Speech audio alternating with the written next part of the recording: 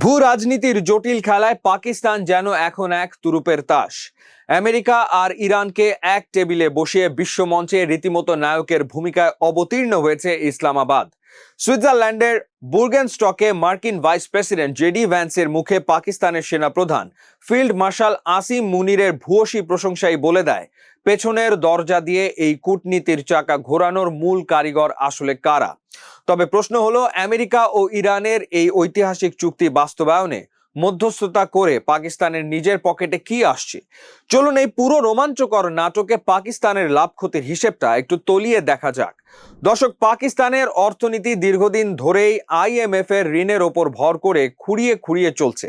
তবে সাম্প্রতিক কূটনৈতিক সাফল্যে দেশটির অর্থনীতিতে কিছুটা স্বস্তির বাতাস বইতে শুরু করেছে।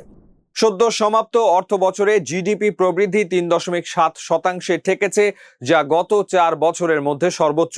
বেড়েছে প্রবাসী আয়ও। অর্থনীতিবিদদের মতে এই মধ্যস্থতার ফলে সবচেয়ে বড় স্বস্তি আসতে পারে জ্বালানি খাতে।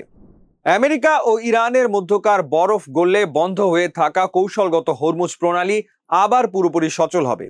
এতে বিশ্ববাজারে তেলের দাম যেমন স্থিতিশীল হবে, তেমনি পাকিস্তানের জ্বালানি আমদানি খরচ এক ধাক্কায় অনেকটাই কমে যাবে। তাছাড়া মার্কিন নিষেধাজ্ঞার ভয়ে 1 দশকেরও বেশি সময় ধরে ঝুলে থাকা বিলিয়ন ডলারের ইরান পাকিস্তান গ্যাস পাইপলাইন প্রকল্পটিতে অবশেষে প্রাণ ফিরে আসতে পারে। সস্তায় গ্যাস পেলে পাকিস্তানের ধুঁকতে থাকা কলকারখানাগুলো আবার সচল হবে।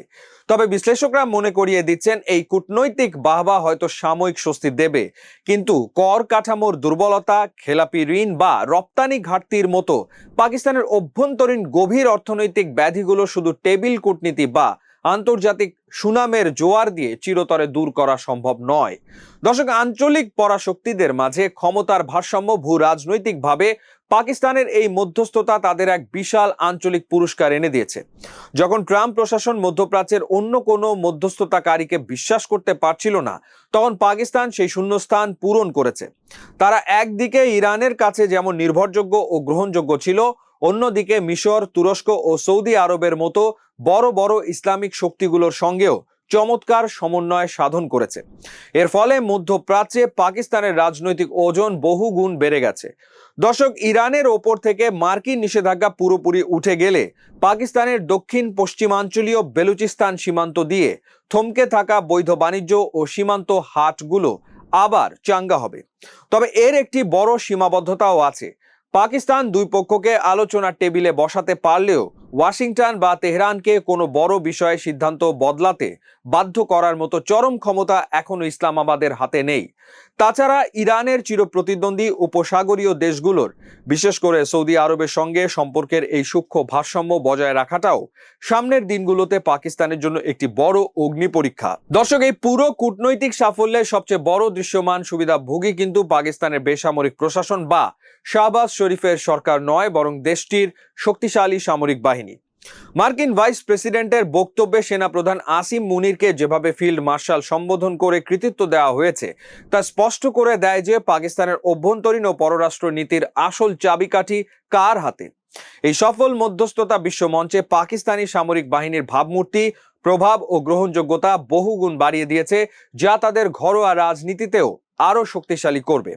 তবে গল্পের শেষটা লুকিয়ে আছে পাকিস্তানের সাধারণ মানুষের ভাগ্যের ওপর। এই কূটনৈতিক সাফল্যের সুফল যদি মাঠ পর্যায়ে সাধারণ জনগণের পকেটে না পৌঁছায়, তবে তা কেবল কাগজে কলমেই সীমাবদ্ধ থাকবে।